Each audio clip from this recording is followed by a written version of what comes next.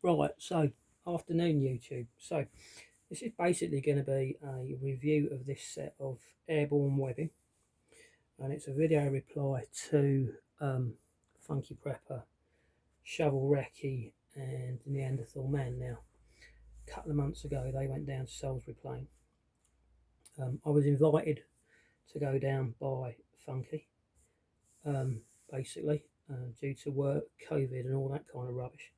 Was unable to make it, so I just thought I'd do a video review of the belt kit that I would have taken down with me. The idea was Funky wanted to do some training for an idea that he's had in his head, in reference to kind of like bugging out and the inch thing. Me and Shovel have already given that a whirl, so if you go check on Shovel Reccy's channel, you'll see a couple of videos where we've had a bash at it. It's a good bit of training, but you draw your own conclusions to that one. But this is my webbing. So what we're looking at is what here in the UK is known as an airborne set webbing. Gets rid of the belt, and the pouches are sewn directly onto a hippo pad. So roll pin buckle. Now this is a set of webbing I hand stitched myself. So there's the hippo pad. Now this is an issue one. A lot of guys have them made by Troopers and JJs where they just do the entire pouches. So there's that, yeah. So the pouches have had all the fittings taken off the back and then they've been sewn on.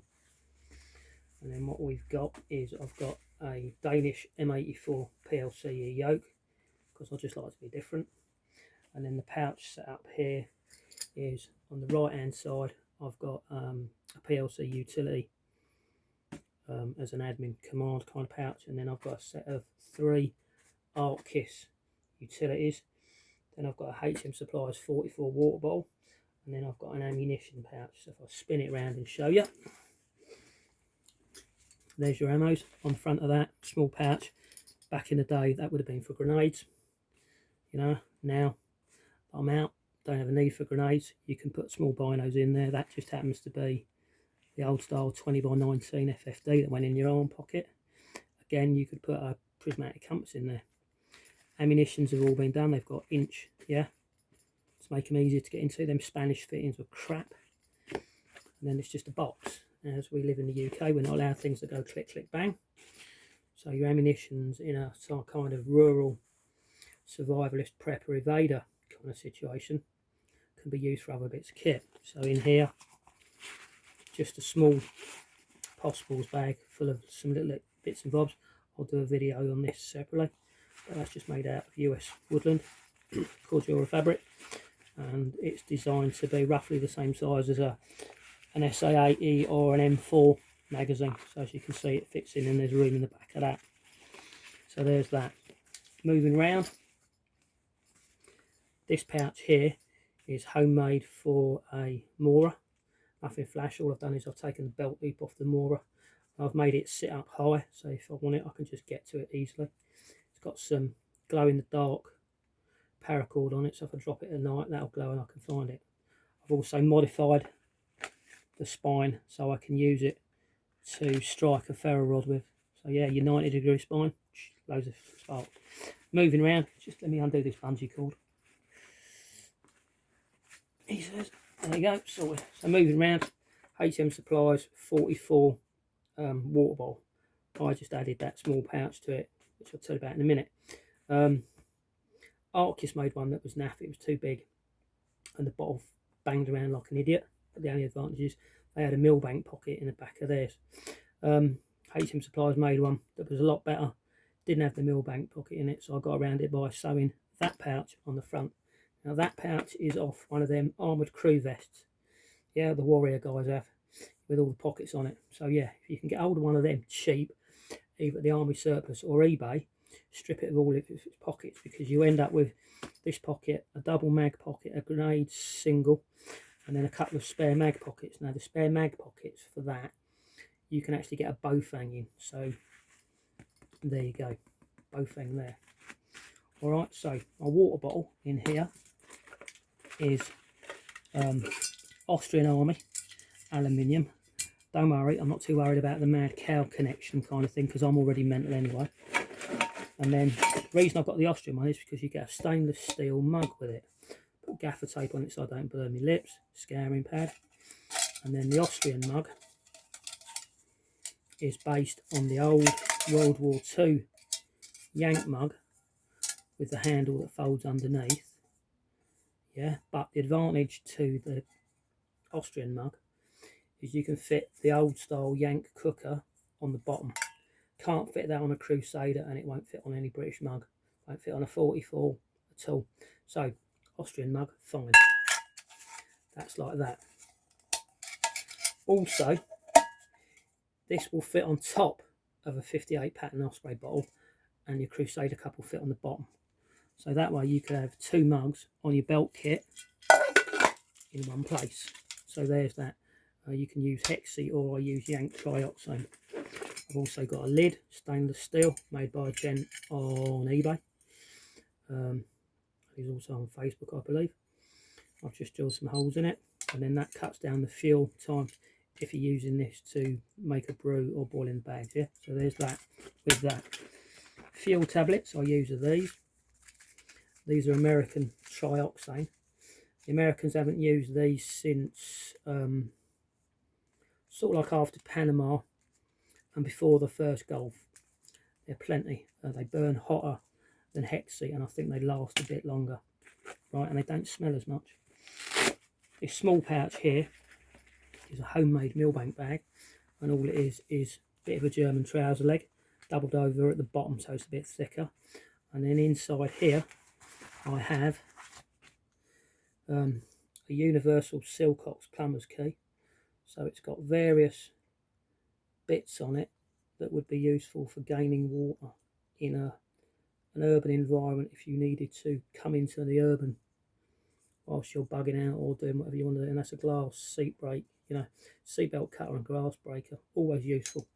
But if you want a smaller one than that, there are firms out there that make them. Jacobite Solutions leap to mind, and there's also a couple of American firms that do similar. But if you want to see that kind of stuff, go and have a look on Jacobite's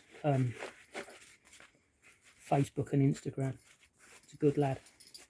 Right, this pouch here is just, like I said, an Arcus utility with a single ammo sewn onto the side, and then it's got a draw cord collar in it with a blue tag for food, water, etc. Looking at this from a survivalist prepper kind of point of view, if you're using belt kit and people with you don't know about the military setup, just say, right, you go to my webbing, that stuff, and you want the pouch with the blue string on it, and then they'll go, oh yeah. And then in here is rations in a desert basher bag. Yeah, there's 36 hours worth of rations in there, brew kit items, and 2 more of these trioxane tabs. So there's that. 2 chem lights, 12 hours, 2 green, some more brew kit items and some chocolate stuff. Yeah, and a good old fashioned lighter and tin opener. Yeah. This is a De Jeep lighter. I've got a job load of them. It's a Union Jack under there, but they last a hell of a long time. So there's that. Moving round to the next pouch with this Velcro tag on it. In the old days, that was my dedicated first aid pouch, and I had an IR black cross on that. Again, so I don't lose kit. And then it's just red. First aid, and then in here I've just got the smallest caramel bag you can get in their range, which is good because it's in red, and I've just got a personal first aid kit in there. There's a combat tee in there, 6-inch, and a whole load of other bits and bobs. Right, I'm not a believer in having first aid kit that I don't know how to use. All the kit in here I know how to use, so you know I don't have need for like a medical sewing up kind of kit and all those bits and bobs. And then some more chem lights, and then at the bottom some more trioxane and 10 meters of paracord. So all of that just lives in there. And if you're stepping off anywhere, going anywhere, and you've got your medical kit in a dedicated pouch, point that out to people in the group. So say if anything happens, that's my first aid kit. And then on my Bergens, on that one at the back there, the big one, that middle pouch, which is the old zip one, that's my dedicated first aid pouch. So yeah, that's all in that. So yeah, that's for another day.